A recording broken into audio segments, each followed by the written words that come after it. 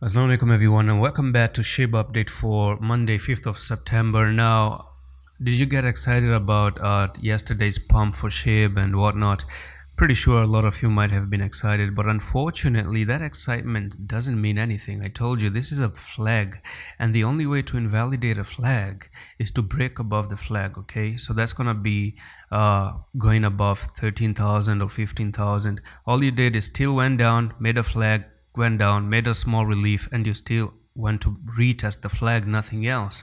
The target still remains to the downside. It's only that when this happens, I don't know, it can happen today, it can happen after some few days, it can happen tomorrow, it can happen next week. As long as you're not above 13,000 or 14, 15,000, you're still looking to go down to 950, 930 level. That's your technical target nonetheless.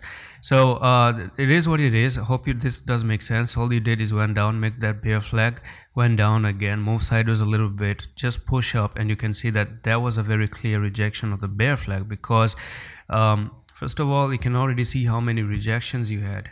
All right, so let's go in there and let's zoom a little bit just right there. And this was rejection number 1 right here. You had rejection number 2 right there.